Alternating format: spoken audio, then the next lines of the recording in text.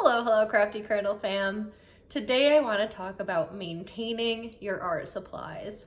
In today's economy, it is no surprise that we are all striving to save a little bit more money and get more use out of the things that we already own. And a big proponent of that is maintaining what you have.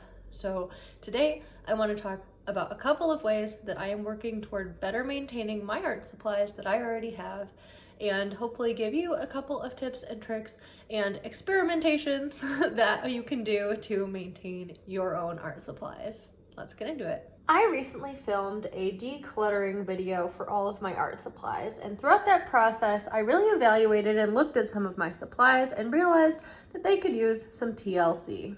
So today I'm going to walk through with you how I am going to improve some of these art supplies to hopefully prolong their life and make them more useful for myself in the future. Starting with perhaps the easiest and most obvious one, the colored pencils. I have a few different sets of colored pencils, and they are in various states of sharpened and unsharpened, and I would just like to make sure that they are ready for my use whenever I want to. So I'm just going to go ahead and sharpen a few of the pencils. This is a super easy way to make sure that your colored pencils are ready for you to utilize when next you want to color with them. This is probably one of the lowest effort and highest benefit things that you can do with your colored pencils. It takes maybe 10 minutes of your time, and I personally feel that in doing this, I am more inclined to reach for my colored pencils more often. So if I just remember to do this at any point when I sit down to do a painting or a drawing, even if I'm not going to use the colored pencils, then I feel like I'll be more inclined to use them more frequently and get excited about them because they are all ready to go and sharp. Next, let's talk about these brushes. I have just a couple of brushes that have some hairs that are sticking out oddly and need to be removed. I am very fortunate that a lot of my most used brushes are actually in pretty great condition, so these were the two that I identified that needed the most help. To do this, I am first going to see if just some plain old tweezers will work. I'm not sure, as I've never really done this before, but I feel like if it works for my scalp, it should work for this brush. Similarly to just sharpening pencils, this was a really simple and low effort way to maintain these supplies in a way that improves their longevity and function every time that I reach for them. And I really think that this was worth taking the very short amount of time on. I would say that that worked great. Took all of 3 seconds, and now these brushes are perfect, ready for their next use. The next supply that I want to target is my Miyahime gouache set. I feel like I fight with this thing most of the time when I want to use it, and have gone through a couple of iterations of this in the past. So the first thing that I'm going to do, as I usually do, is just to add water to each one of the jelly cups. After wetting, I just removed all of the plastic cups. It is probably pretty clear that I have never done this previously, but now I'm going to wash this separately. While I am at the sink, I decided to grab my other 2 watercolor palettes, which I am going to also wash. So as you can see, you can take out the middle part here, and it leaves a crusty mess. So that's what we're going to be cleaning here at the sink. This did take some elbow grease and some time, but was certainly well worth doing, as every time I've opened my watercolor palettes lately, they have just looked, as I said previously, crusty. While the outer shells for these dry, I am going to remove all of the individual little paints and prepare these metal enclosures for washing as well.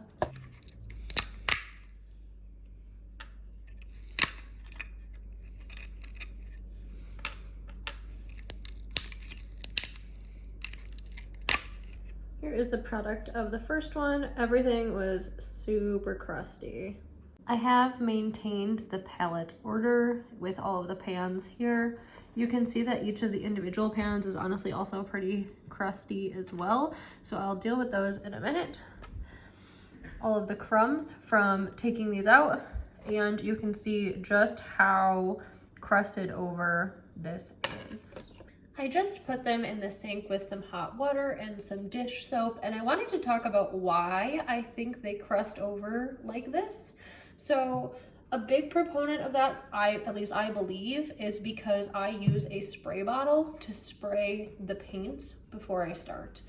And that can lead to a lot of color bleed from color to color, but also seeps inside and through capillary action goes down into the bottom portion of the palette.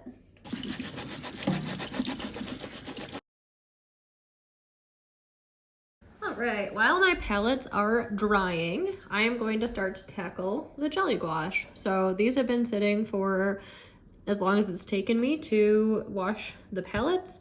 So now I'm going to take this palette knife and I'm just going to stir each one of the colors up.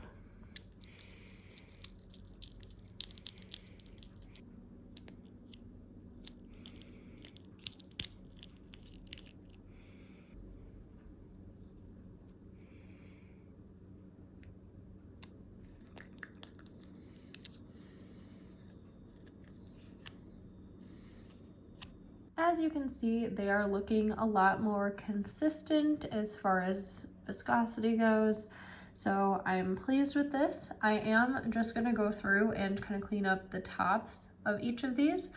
All in all, this took about half an hour, so not an easy or super quick process, but I do recommend using a palette knife if you have it. This worked a lot better than previously when I have used a toothpick.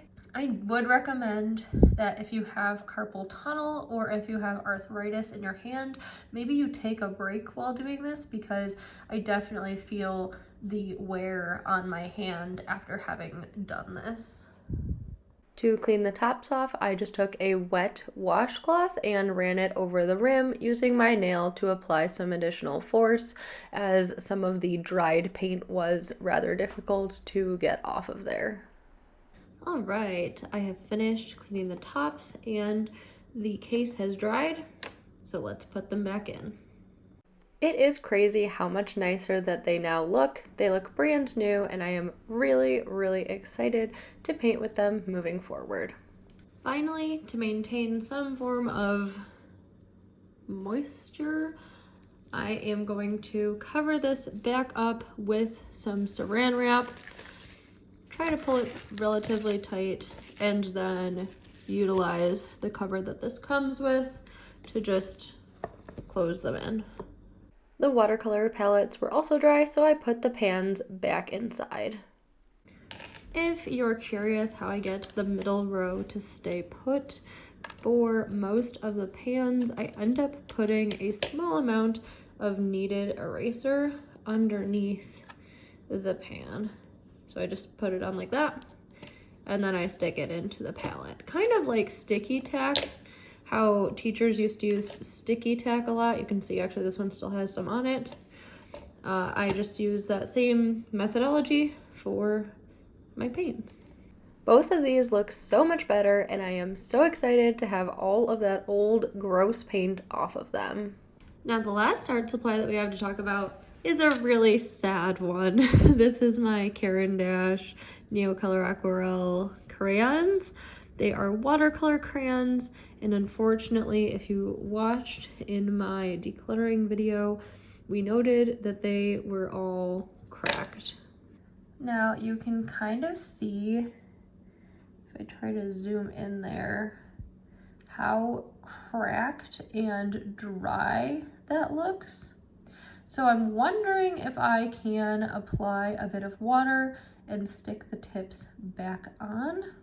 One of you mentioned in the comments that that might be feasible, and I also mentioned that I might try to heat it up, but let's try the water first. I will say, since most of them are cracking at the interface of the paper and the exposed crayon, I'm wondering if I was meant to peel more of this off before storing them. I'm not sure if maybe this is my fault, if I stored them in an environment that was simply too dry. Like, that's always possible. I know I have a humidifier for my guitar for that very reason.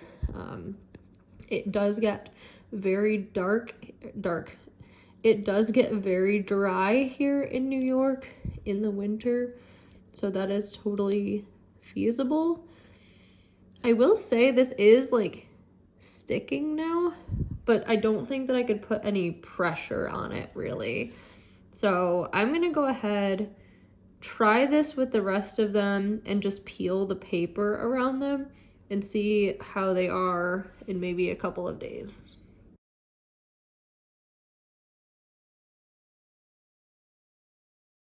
You can tell with kind of this red one and this orange one how dry the tips of these crayons are.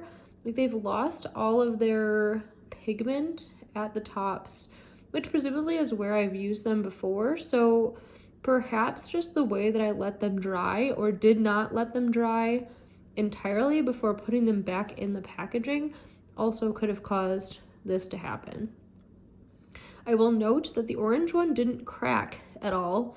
It just kind of warped, whereas the red one completely cracked, but has retained like some of the integrity of the tip. So I'm just gonna try to get some water in the middle there and see if I can kind of force it down to be a little bit more in place.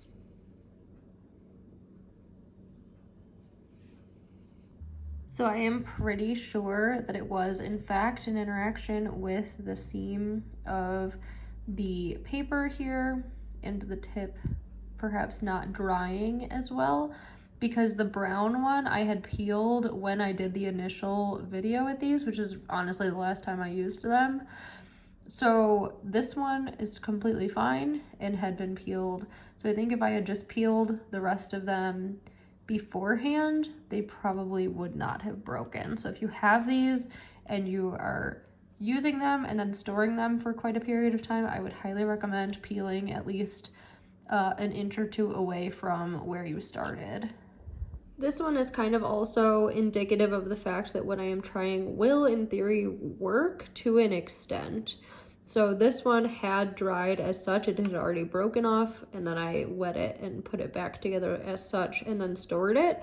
And like this is on pretty solidly. I feel like I could color with it, but it is a lot more likely obviously to fracture at this point than, you know, a normally configured crayon. So in theory, with putting the tips back like I have, it should work, but probably not great. Like they're probably gonna all break once I start using them. So I will be doing a video on this in a couple of weeks using these for a painting. So I will follow up at that point with how they worked, and you can watch and see for yourself how they perform in their repaired state. Thank you guys so much for watching. I really appreciate it. I hope that this video was helpful, that you learned something, that you will consider liking and subscribing the video if you enjoyed it, and I will catch you in the next one. Bye.